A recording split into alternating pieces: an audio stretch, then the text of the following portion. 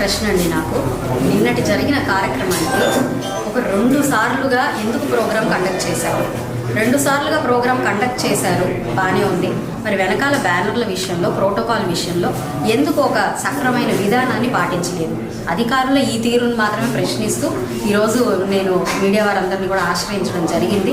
ఇది ఇలా కాకుండా ఈ నియోజకవర్గ స్థాయిలో కూడా అనేక అంశాల్లో ఈ యొక్క ధోరణి కనిపిస్తూ ఉంది. కాబట్టి దీన్ని నేను సూటిగా ప్రశ్నించడం కోసమే ఈరోజు సమావేశాన్ని ఏర్పాటు చేయడం జరిగింది. సచివాలయ సిబ్బంది ధోరణి కానివ్వండి, లేదు అంటే రేషన్ డిపోల్లో మనకి అక్కడ ఉన్న సిబ్బంది ధోరణి కానివ్వండి, ఈరోజు ఇక్కడ అధికారుల ఇలాంటి కార్యక్రమాల్లో చేస్తున్న విధి విధానాలు కానివ్వండి, ఇవన్నీ కూడా ఏం మెసేజ్ ఇస్తున్నాయి అన్నదే నా ప్రశ్న.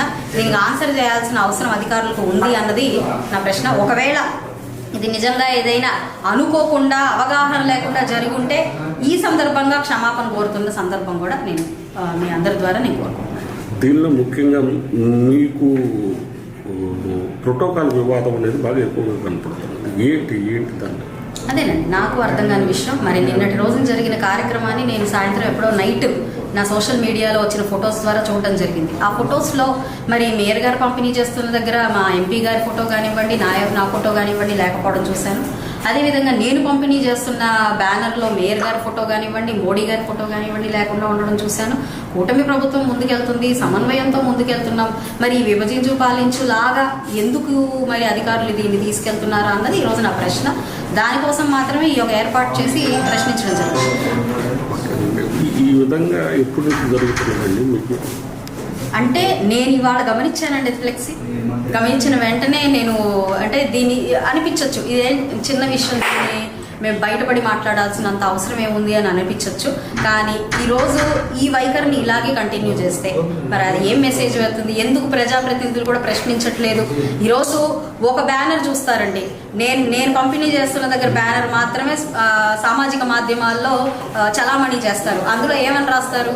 ప్రజాప్రతినిధి మేయర్ గారిని పట్టించుకోవట్లేదు అని రాస్తారు. లేదు, అక్కడ మేయర్ గారు లేదంటే కమిషనర్ గారు ఇస్తున్నారు. అక్కడ ఏం రాస్తారు? ఇక్కడున్న మేయర్ గారు మా నాయకుల్ని, ఇక్కడున్న లోకల్ నాయకుల్ని పట్టించుకోవట్లేదు అని ప్రచారం చేస్తారు. అక్కడ అటు ఆయనకు కానివ్వండి, ఇటు మాకు కానివ్వండి ఈ మాట పడాల్సిన అవసరం ఏముంది? ఎందుకు మరి ఇది ఎవరు చేస్తున్న ప్లానింగ్? ఎందుకు ఇలాగ చేయాల్సి వచ్చింది? సమన్వయ లోపమా, లేకపోతే ఇది అహంకారమా, అవివేకమా అన్నది ప్రశ్నించడానికే నేను ఈరోజు మిమ్మల్ని ఆశ్రయించాల్సి వచ్చింది. మీరు గతంలో కూడా సమావేశాల్లో చాలాసార్లు అనేక సమస్యలు లేవనెత్తారు. వాటి మీద ఏమైనా పరిష్కారాలు జరిగినాయి? పరిష్కారాలు జరగలేదన్నదే చెప్పుకోవాలండి. ఎందుకంటే నేను కుక్కల గురించి మాట్లాడాను, దానికి ఇంతవరకు పరిష్కారం లేదు. వేకెంట్ ల్యాండ్స్ గురించి మాట్లాడుతున్నాను, దానికి పరిష్కారం లేదు. మరి అక్రమ కట్టడాల గురించి మాట్లాడుతున్నాను, దానికి పరిష్కారం లేదు. మరి బిల్స్ గురించి మాట్లాడుతున్నాను, దానికి పరిష్కారం లేదు.